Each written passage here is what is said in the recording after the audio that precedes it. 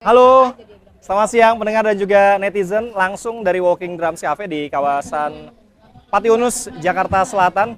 Kita masih ada di acaranya Hang Tuah Basketball Academy. Ini bagian dari Hang Tuah Festival ya. Jadi hari ini kita akan podcast dengan dua narasumber yang luar biasa. Kita akan ngomongin tentang Beyond Basketball, sebuah talkshow spesial yang merupakan kolaborasi antara El Sinta dan juga Hang Tuah Basketball Academy yang tadi sudah saya sebutkan ya, merupakan bagian dari rangkaian acara dari Hang Tuah Festival. Ini sebuah perayaan menyambut musim kompetisi IBL 2026, sekaligus juga memperkenalkan wajah baru dari Hang Tuah Basketball Jakarta. Nah, di Beyond Basketball siang hari ini, mungkin pendengar ataupun netizen ngedengar ya, gimana sayup-sayup suara yang seru banget di sini karena sedang ada pertandingan ya, 3 on 3, ada 2 lapangan.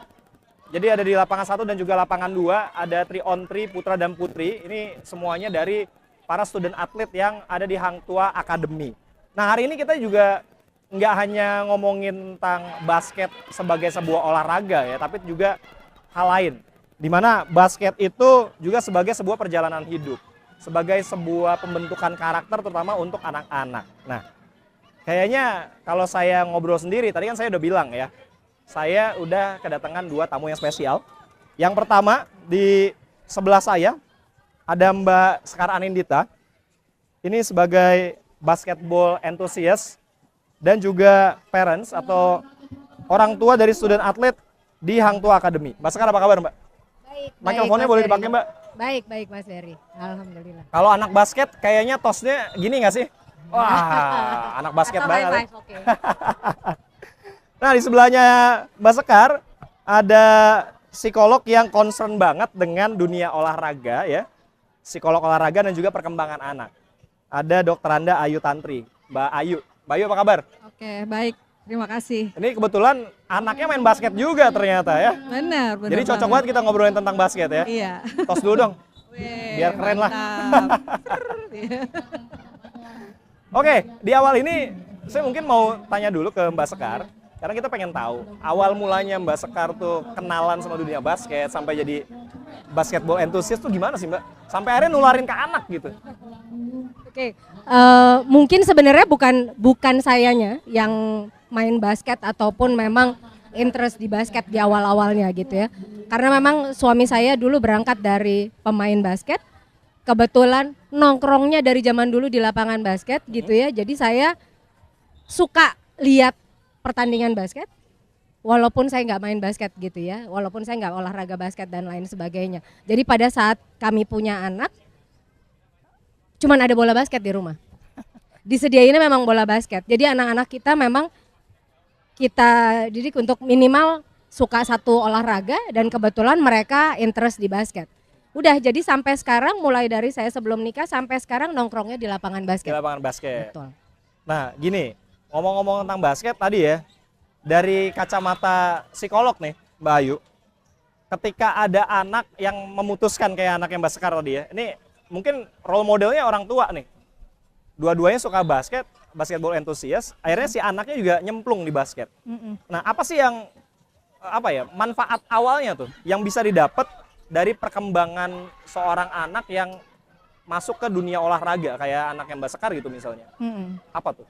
Jadi sebetulnya ketika biasanya anak itu masuk ke sebuah klub olahraga tuh either dia memang pengen sendiri atau dicemplungin Influence oleh dari orang orang tuanya tuanya. ya? Nah, orang tua itu biasanya kan punya banyak motivasi tuh kenapa dia nyemplungin anaknya ke sebuah klub olahraga. Bisa motivasinya supaya anak gak nge-game melulu, bisa motivasinya memang supaya anak punya skill di luar dari akademis, tapi bisa juga motivasinya tuh supaya anak misalnya turun berat badan, kesehatan dan segala macam kayak gitu. Nah, untuk anak sendiri bagus atau enggaknya itu udah pasti bagus ya, karena kan dia bergerak secara fisik gitu kan. Terus yang kedua itu pasti dia juga membentuk karakter. Nah, nanti karakter apa kita bisa ngobrol lebih lanjut gitu ya. Terus yang ketiga adalah dia menjadi punya sebuah life skill kan untuk dirinya sendiri kayak gitu. Jadi memang bagus sekali sih sebetulnya kalau anak-anak tuh bisa bergabung ke dalam sebuah klub olahraga seperti itu. Dari sisi emosi, mental mereka juga akan lebih terbentuk ya? Betul, jadi sebetulnya tuh kalau mengikuti sebuah klub olahraga tuh sebetulnya bisa terbentuknya ada 4. Ada 4 karakter, istilahnya kalau saya bilang itu karakter emas yang bisa terbentuk dari kalau anak-anak tuh ngikut klub basket kayak gini gitu. Iya. Jadi yang pertama dia self mastery. Self mastery itu artinya penguasaan diri gitu. Jadi kayak misalkan dia kan sebetulnya anak-anak itu ketika dia habis pulang sekolah atau dia weekend enaknya kan mager di rumah atau nge-game. Nah, self mastery itu artinya dia bisa aku mau berangkat kayak gitu. Jadi disiplin pertama gitu. Terus kemudian tanggung jawab. Tanggung jawab itu apa sih? Jadi misalkan kalau di lapangan nih bahwa misalkan dia kalah atau misalkan dia ternyata nggak bisa ngedribble atau dia nggak dapat bola terus. Misalkan dia bilang gini, ini salah salah wasitnya misalkan atau lapangannya nggak enak gitu. Nah, kalau dia punya namanya self mastery atau tanggung jawab, dia bilang, berarti ini aku tuh perlu latihan lagi. Kenapa aku nggak dikasih bola ya atau nggak? Salah coach cuman nurunin aku kok cuman 2 menit padahal mainnya sekitar 90 menit misalkan. Jadi dia nggak gitu. blaming lingkungan sekitar ya? Iya, jadi dia punya tanggung jawab terhadap dirinya sendiri. Apa nih yang dia bisa kontrol kayak gitu. Terus yang ketiga tadi adalah tentang masalah kayak kerjasama dengan tim kayak gitu. Itu juga membentuk karakter seseorang gitu, kerja sama tim. Terus jadi nggak yang kayak misalkan anak-anak itu kan kecenderungannya tuh masih self-centered ya. Iya. Apalagi masih anak-anak usia antara 4 sampai dengan 10 tahun tuh masih self-centered kayak gitu. Tapi ketika dia di dalam olahraga basket, dia kan harus berbagi sama temennya. Terus kemudian dia juga merasa bahwa aku adalah assist gitu misalnya. Aku harus jaga gitu. Nggak semua orang harus nge-shoot dan cetak skor kan. Iya kan, bener kan? Nah, pada saat yang sama bagaimana karakter itu bisa tumbuh, orang tua itu punya peran yang penting. Oke, nah ini nih masuk di situ deh masuk tuh orang deh tua. tuh ya. Aku mau nanyain nih kalau gitu langsung ke Mbak Sekar. Mbak Sekar anaknya masuk di Hang Tuah Academy mulai dari usia berapa sih? Kurang lebih 9 tahun. 9 tahun. Sekarang gimana? Yang anak paling besar dia udah kuliah di UGM, berangkatnya dari basket juga. Yang kecil kelas 11, 2 SMA. Masuk sini juga? Masih di sini juga. Masih di sini juga. Masih aktif. Yang kecil masih aktif di Masih sini. aktif di sini. Nah, karena tadi udah disinggung ya sama Mbak Ayu. Pengalaman dari anak pertama usia 9 tahun masuk sini sekarang udah kuliah. Masih ingat nggak kalau nemenin anak sebagai seorang orang tua ya dari student athlete di pinggir lapangan, itu tipikal orang tua yang jantungnya balapan mau copot gitu, akhirnya kemudian teriak-teriak, atau yang cool aja gitu ya. Itu gimana tuh kira-kira kalau Mbak Sekar? Oke, mungkin kalau waktu anak-anak masih kecil, itu vibes-nya agak beda ya. Pada saat kecil tuh kan motivasi kita ke anak-anak banyak banget. Menggebu gitu ya? Betul, karena secara mental mereka juga benar-benar masih sangat masih sangat hijau. Jadi kayak begitu mereka kalah nangis. Pada saat itu kan kita play role-nya agak beda gitu ya. Kita mesti motivasi segala macam. Itu penting menurut aku untuk memotivasi si anak kembali. Gimana caranya pada saat dia kalah, dia tetap semangat. Mulai dari hal-hal simpel gitu. Kadang-kadang kita cuma bilang udah bagus kok gitu ya. Udah bagus, jaganya udah bagus, tapi nggak bikin poin. Ada yang seperti itu tadi Mbak Ayu bilang, nggak semua orang harus bikin poin. Itu yang kita tekanin. Dan nggak setiap game kamu mesti menang. Gitu, itu kan anak-anak ini belajar bahwa oke, next time aku bisa lebih baik. Gitu ya. Kita kerjasama memang sama pelatih pada akhirnya gitu. Gimana cara pelatih memotivasi, gimana cara parents memotivasi. Karena percuma kalau coach memotivasi tapi parentsnya, aduh kalian tuh mesti bikin poin. Kamu nggak bikin poin? Ada, dan trust me, sampai udah segede gini ada. Itu ada banget. Parents yang ambisi anaknya harus bikin poin tuh ada, even sampai umur segini. Begitu tambah besar, anak-anak ini kan belajar berbagi. Benar Mbak Ayu bilang tadi bahwa pada saat teamwork, ada yang memang dia harus bagi bola, ada yang dia harus bikin poin, ada yang dia memang tugasnya jaga. Dan semua orang ini, semua anak-anak 5 yang di lapangan ini, mereka punya role sendiri-sendiri, mereka kontribusi dengan cara mereka sendiri. Nah itu yang kadang-kadang kita mesti bolak-balik sampai sekarang, oke, lo jaga udah bagus, pokoknya jaganya gitu aja gitu, jangan ada yang lewat, udah. Itu mereka kontribusi, temennya nggak akan bisa bikin poin kalau nggak ada yang jaga. Nggak ada yang jaga, betul. Iya. Jadi maksudnya kayak begitu, tapi kalau masalah jantung deg-degan tetap, sampai kaki tetap itu sampai sekarang. mulai dari kecil sampai sekarang setiap anak tanding itu pasti lemes. Mau kita ikut teriak, jadi kita biasanya sama parents lain tuh berbaginya adalah ada yang bagian wirid, ada yang bagian teriak gitu ya. Ada yang memang cuma bisa diem aja panik, itu juga ada. Ada yang keliling gor ada. Karena panik, nggak bisa di dalam, keliling gor ada. Tapi kita ada bagiannya masing-masing. Tapi even di antara parents kita saling ngingetin bahwa teriaknya jangan sampai ofensif juga, jangan sampai nyinggung wasit, jangan sampai nyinggung lawan. Kita boleh teriak selama kita semangatin anak kita. Jangan ngejatohin anak orang. Oke. Itu prinsip kita. Nah selama ikut Hang Tua Academy ini, anaknya Mbak Sekar tuh gimana? Ada perubahan karakter nggak sih? Dari yang sebelumnya nggak ikut Hang Tua Academy sampai masuk dan akhirnya ada perubahan karakter. Gimana tuh Mbak? Jadi suami saya selalu bilang bahwa yang namanya basket adalah building character first. Dari awal yang dibangun adalah karakternya. Jangan dibilang bahwa kalian setiap tanding harus menang, enggak. Kalian building karakter mulai dari basic fundamentalnya sampai karakternya dibentuk benar-benar yang kompetitif tapi fair gitu ya. Makanya kita selalu nyebut ada fair play dan lain sebagainya tuh real gitu. Nggak boleh mencederai lawan, nggak boleh ini.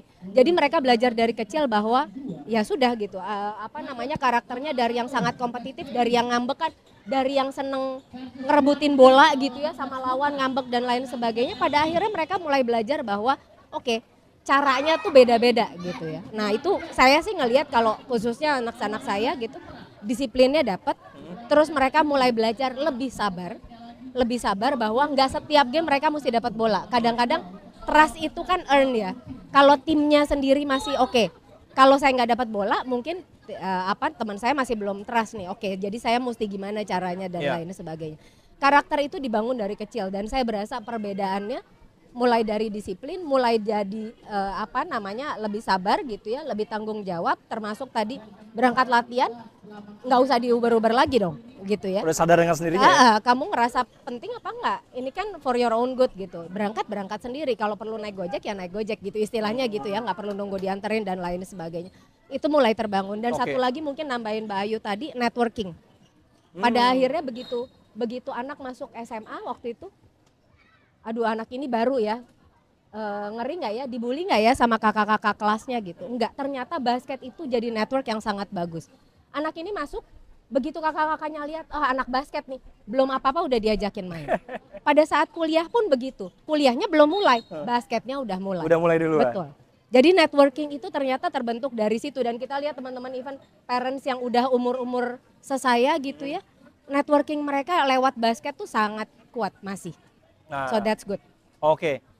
Bayu, ini kalau yang aku lihat Mbak Sekar nih tipikal orang yang orang tua ya, parents yang kayaknya arahnya bener gitu ya. Iya, betul. Bener nge-support anak di pinggir lapangan. Tapi kan di satu sisi ada juga yang sebenarnya niatnya nih ya, mau ngasih support, justru ngasih pressure ke anaknya. Atau bahkan bukan cuma ke anak sendiri ya, tapi ke keseluruhan tim. Pelatih tadi misalnya sampai nggak nyaman, atau bahkan wasit juga nggak nyaman. Itu gimana tuh Mbak Ayu? Iya, jadi saya tuh sebenarnya pengen nanya, ada 3 pertanyaan nih ke parents ya. Pertama nih, untuk mereka menilai diri sendiri, apakah mereka adalah parents yang suportif apa enggak?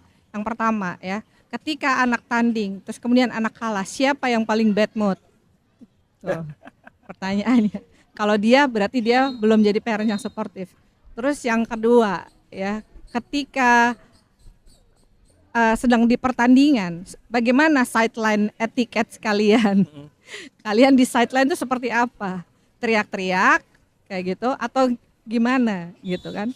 Teriak-teriak, ngasih instruksi ke anak, maki-maki, bahkan ke anaknya orang lain juga. Itu Gimana pelatih sih gitu? atau parents ya Nah, sebenarnya? makanya itu dulu dijawab. Kalau dia masih seperti itu, dia belum menjadi parents yang suportif.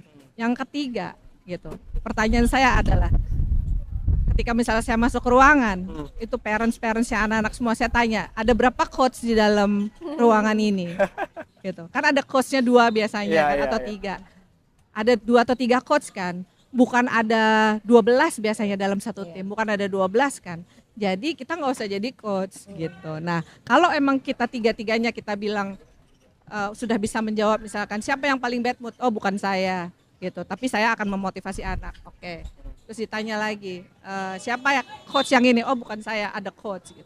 Kalau udah bisa menjawab tiga-tiga gimana, nah Anda sudah menjadi seorang parent yang suportif terhadap anak-anak. Oke, itu kuncinya Kayak berarti gitu, untuk itu menjadi kuncinya. parents yang suportif terhadap anak Terhadap ya. anak gitu. Karena ya itu tadi kan ada karakter emas ya. Misalnya disiplin ya, self mastery, disiplin, kemudian tanggung jawab.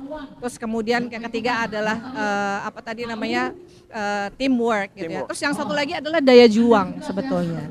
Nah, daya juang itu bukan hanya diperlukan ketika dia di dalam basket atau di dalam olahraga apapun, tetapi ini sebenarnya adalah life skill Ya. gitu. Dan daya juang itu akan nanti dibutuhkan ketika dia nanti dewasa. Di dalam kehidupan ini daya juang itu yang paling penting. Penting banget ya. Terus satu lagi adalah kemampuan mengasah otak. Kalau berolahraga, apalagi olahraga berkelompok, itu tuh mengasah otak banget. Jadi ketika latihan, yang diasah itu adalah ada yang namanya bagian otak tuh namanya basal ganglia. Jadi repetitif latihan itu tuh ada memori, cortex memory. Jadi kayak sebutannya muscle memory. Muscle memory, Itu yang dilatih seperti itu. Itu tujuannya sama otak. Jadi otak itu berjalan. Nah, ketika dia main, yang aktif itu otak yang beda lagi. Otak namanya prefrontal cortex, otak bagian depan. Itu bagaimana dia bisa melihat temennya akan jalan kemana, temennya akan lari kemana, strategi apa. Terus dia sambil lari, dia sambil dengerin instruksi dari ini. Yeah. Nah, itu kemampuan di prefrontal cortex beda dengan kemampuan yang dibentuk ketika dia melakukan repetitif dribble gimana, layup gimana, passing gimana dan segala macam. Nah, ketika kemampuan dia dalam hal basic udah terbentuk, ketika dia tanding, kemampuan itu tuh tidak membebani otak yang dibutuhkan untuk bisa mengidentifikasi temennya akan kemana. Oh. Jadi cognitive mapping itu tidak dibebani karena dia udah ada repetitif latihan. Itu udah kayak otomatis udah Matic menjadi dia langsung di betul, lapangan tuh udah menjadi kebentuk gitu part ya. of their reflex gitu. Seperti itu. Nah, itu kan sebetulnya bagian dari pembentukan otak Oke. gitu. Dan kemudian di dalam yang namanya di dalam lapangan itu ada keputusan-keputusan yang diambil oleh anak, decision making. Nah, itu juga life skill yang diperlukan untuk nanti ke depannya. Gimana dia bisa mengambil decision making berdasarkan apapun yang ada di depan matanya.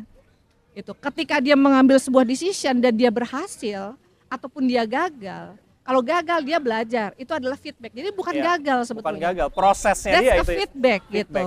Terus kalau dia berhasil, oh dia bisa self confidence-nya Oke. naik kayak gitu. Ya itu juga punya self confidence, kemampuan untuk decision making, daya juang. Itu dibutuhkan untuk anak-anak dewasa. Nah, ini yang juga Gitu. jadi bikin aku penasaran nih pendengar dan netizen ya. Iya.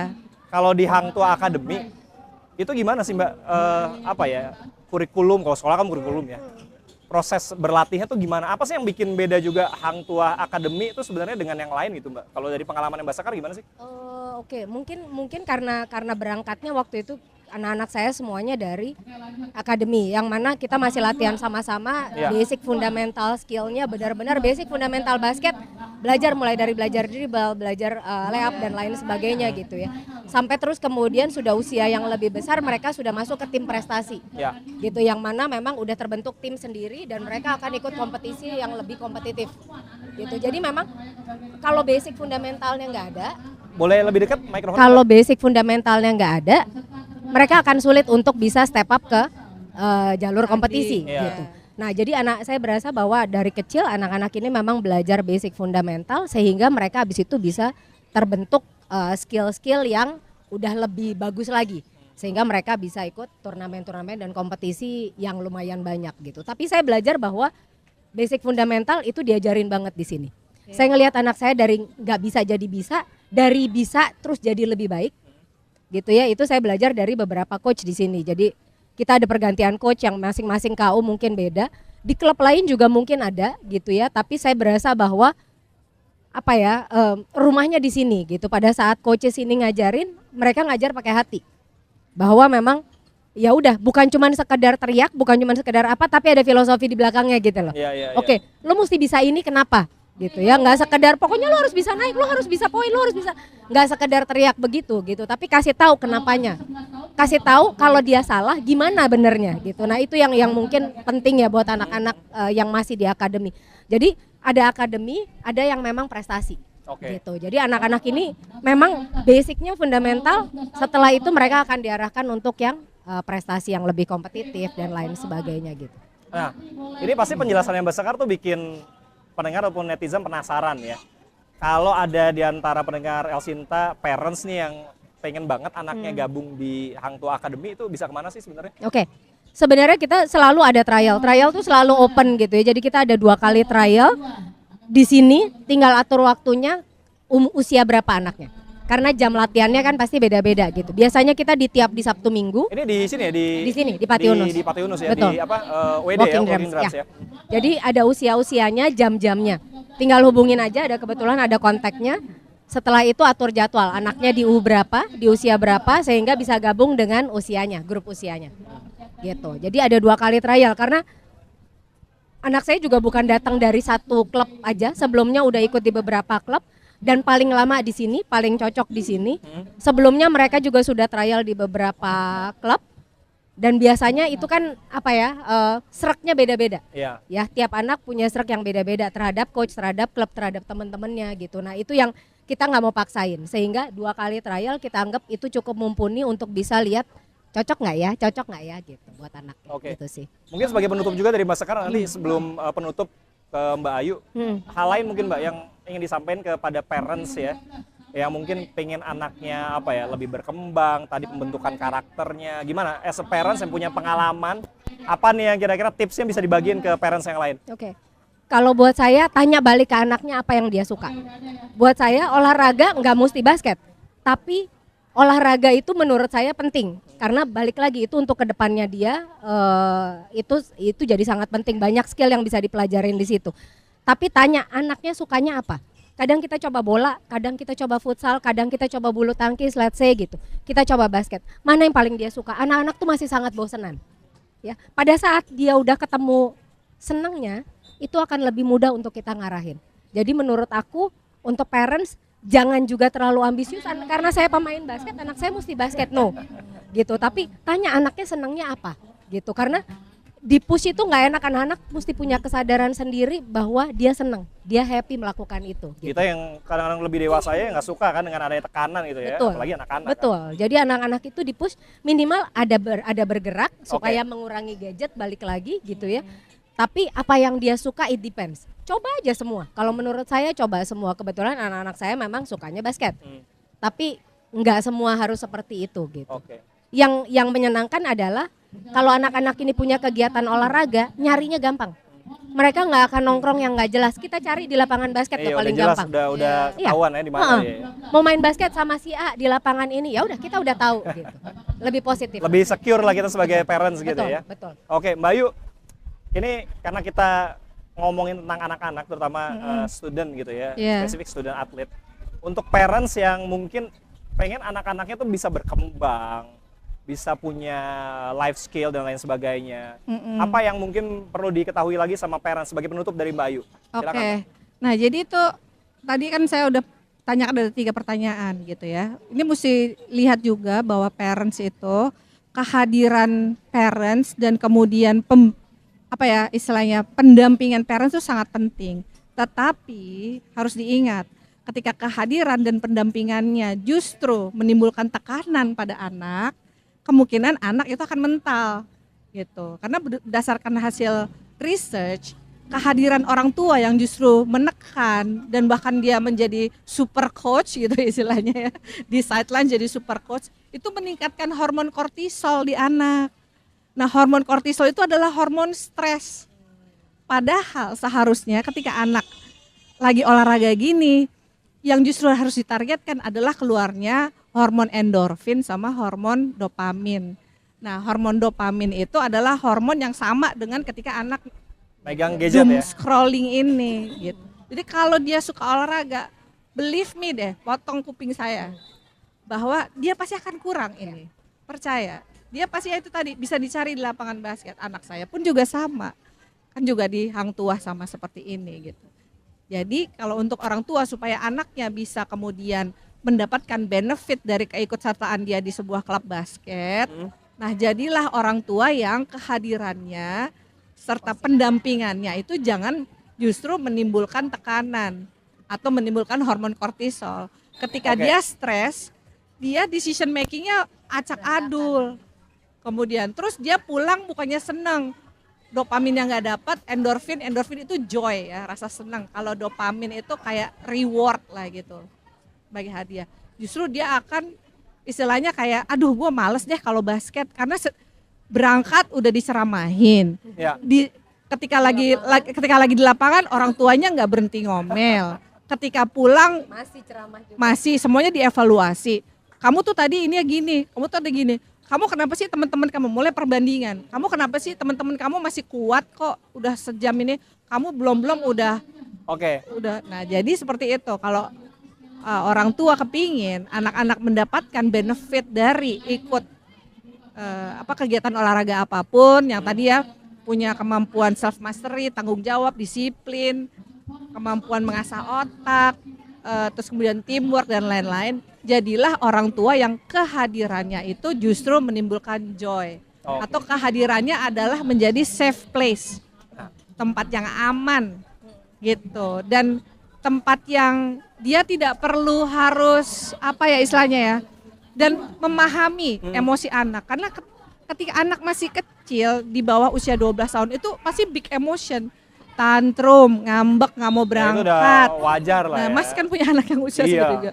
Tantrum, ngambek, nggak mau berangkat dan segala macam. Nah, udah dampingin aja. Kamu lagi Oke. ini ya, kayak gitu. Jadi memang sebagai orang tua kehadirannya dua itu, harus menenteramkan, memahami, dan jangan jadi pressure yang malahan mengeluarkan hormon kortisol. Nah, Itu aja. ini apa yang disampaikan sama Mbak Ayu ya dan juga Mbak Sekar, keren banget. Terutama mungkin ada banyak di antara Anda parents ataupun netizen ya, pendengar El Sinta yang mau belajar juga ya, psikologi anak, terus perkembangan anak. Anytime mau konsultasi, mau ke Mbak Ayu, kira-kira bisa kemana Mbak Ayu? Itu bisa lihat di IG saya @ayutantri /_psikolog ya, atau bisa telepon ke CS 0817 990 9779 untuk bisa konsultasi private, gimana perkembangan anak, bagaimana memotivasi, gimana jadi orang tua yang enggak jadi bikin stres anak. Silahkan, Oke. boleh. Thank you Mbak Ayu, Mbak Sekar, terima kasih juga waktunya, keren banget. Ada banyak insight yang bisa kita dapat ya as a parents. Ya parents itu sebagai orang tua ternyata ada ilmunya juga ya, bagaimana kita menjadi orang tua yang suportif terhadap anak, terutama yang pengen anak itu berkembang lebih jauh. Kan kita sebagai orang tua pengennya anak kita pasti lebih baik ya dibandingkan kita. Tapi bagaimana anak kita bisa jauh lebih baik itu juga tergantung dari orang tuanya. Orang tuanya bisa suportif atau enggak. Ini daging semua nih kalau kita ngomongin tentang ini ya. Di Beyond Basketball yang merupakan juga bagian dari Hang Tuah Festival. Dan untuk pendengar atau netizen yang mau main-main ke sini silakan. Hari ini terakhir Anda bisa datang ke Walking Drums Cafe ya. Sampai sore ini nanti masih ada, Anda mau lihat misalnya mau lihat suasananya gimana, terus mau konsultasi kayak tadi misalnya kayak Mbak Sekar ya, mau tahu gimana latihan apa segala macam, Anda bisa datang ke sini dan bisa lihat secara langsung. Oke, kita tutup Beyond Basketball hari ini. Kita ketemu lagi nanti di acara selanjutnya. Saya Beri Hamzah, Mbak Sekar dan juga Mbak Ayu pamit. Kita ketemu lagi di acara yang lain ya.